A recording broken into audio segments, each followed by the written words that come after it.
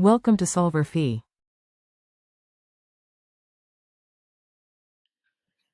In this problem, we're using the given production function for the production of bar stools to figure out how much machines, which is represented by K, and how many units of labor, represented by L, we want to use for this project. So we're given the given production function. We're told that the budget is $10,000 and that it costs $50 per unit K or L. And in the end, we want the quantity Q to equal 10 for our production. So the first part, we are saying that the owner reasons that since both labor and machines cost the same, he will use the same amount of each of these two inputs to get to his desired output of 10. So in order to figure out how much of each we'll hire, we're going to set up a system of equations. So if he wants K to equal L, we're going to just say that we'll just set these two equal to a new variable x. So both of these are equal to x in this problem, since he wants to use the same amount of both. And then we're also going to say that q is equal to 10, right? So 10 is equal to 0.1. And then since k and l are both equal to x, it's going to be 0.1. Let me put these in parentheses. 0.1 times x is going to be raised with this little caret to the 0.2. And then also multiplied by x again, which is equal to L, which is going to be raised to the 0.8 power. All right, so now we have our quantity 10, right, is equal to 0.1 times x to the 0.2 times x to the 0.8.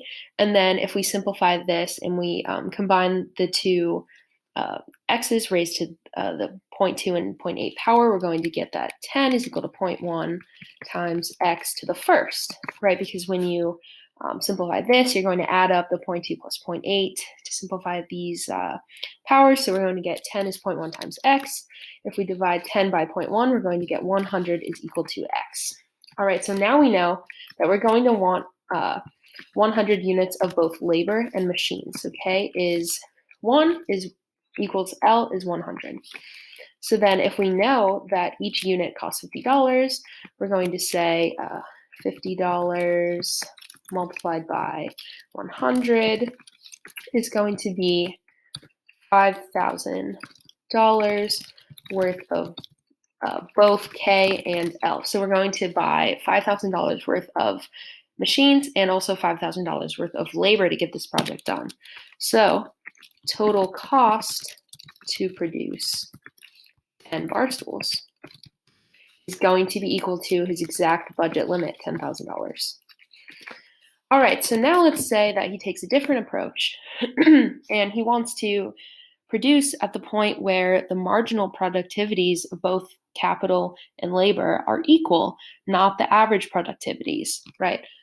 So how do we figure out what marginal productivity is? We're simply just going to take the derivative of this production function with respect to first capital, K, and then labor, L. So I'm going to call this the marginal productivity of capital, or MPK. So MPK is going to be equal to, so taking the derivative, you're going to do 0.1 times 0.2, so it's going to be 0.02, and then multiplied by K to the 0.2 minus 1, so K to the negative 0.08 power, multiplied by L to the 0.8, right? Because if we're taking the derivative with respect to K, L to the point is treated like a constant, right? So L to the 0.8. Oh, sorry, it's K to the negative 0.8, right? So our marginal product of capital is 0.02 times K to the negative 0.8 times L to the 0.8.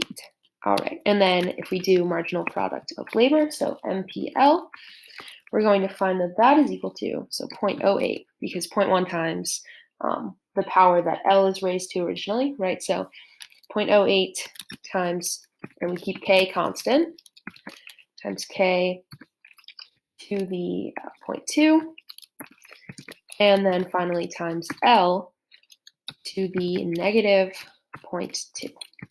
All right, so that is our marginal product of labor.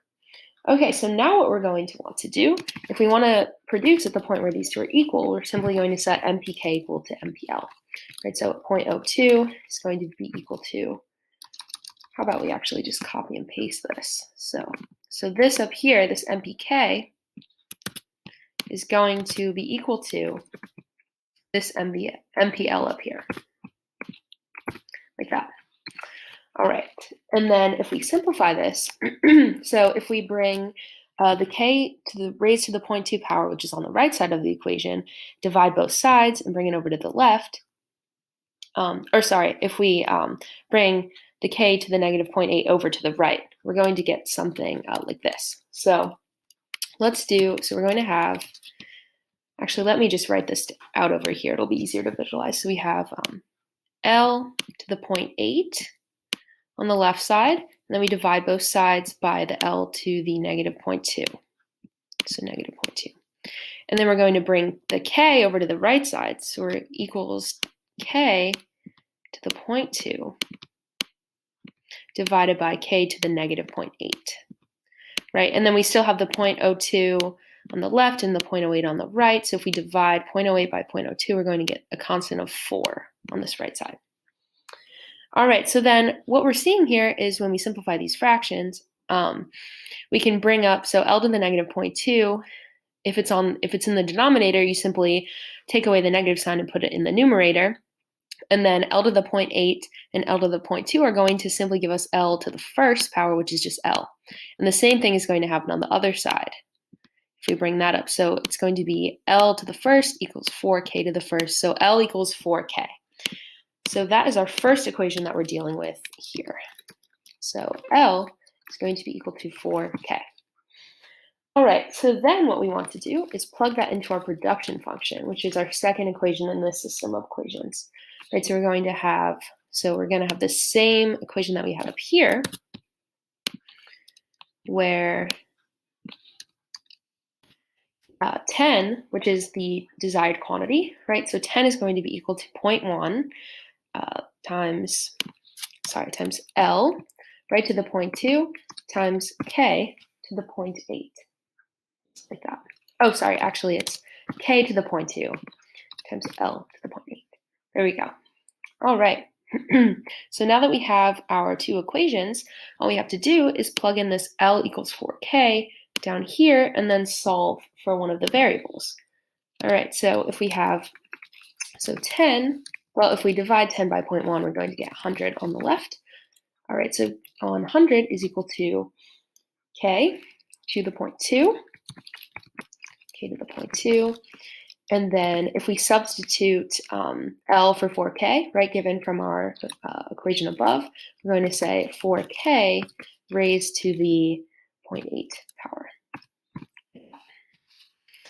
All right, so then, just like before, we're going to see that, 100, so really on the left, we're going to have 100 divided by 4 to the 0.8.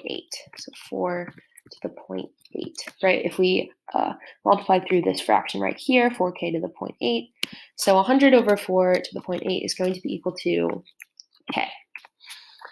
And the reason for that is we're going to have K raised to the 0.2 times K raised to the 0.8. If we simplify this, 0.2 plus 0.8 is 1, K raised to the first power, right? So if we divide 100 by 4 raised to the 0.8th power, we'll get that K is equal to around 33.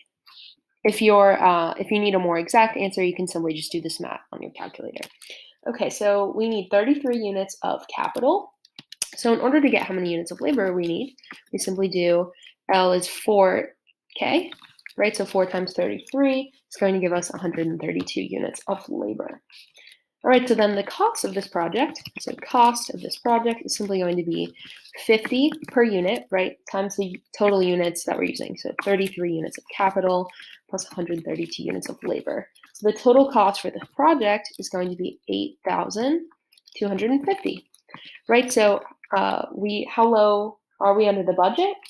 We still have $1,750 left in our budget, right? So we're $1,750 below budget. All right, so this is certainly a much more effective way to make 10 bar stools. So then in part C, we're debating using these extra savings to create more bar stools to provide more seating for the bar. All right, so how many more bar stools can we get for the budget if we follow this plan? Okay, so part C, here's part C. We want to use this leftover 1750 to make more bar stools. All right, so if we know we have 1750 left over, so this is going to be our total cost of this new plan, right? So 1750 is going to be 50 per unit times units of L plus units of K. All right, so 1750 is 50 times L plus K. If we remember from our marginal, when we set our marginal unit of capital equal to our marginal unit productivity of labor, we know that L is equal to 4K, right? So if we plug this into our equation up here, we'll get, well, if we divide 1750 by 50, we're going to see that 35 is equal to, so L is now 4K, so 4K plus K.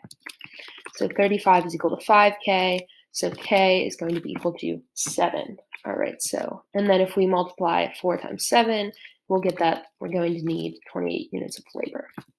Okay, so now we know that with our leftover budget, it's most effective to use 7 units of capital and 28 units of labor.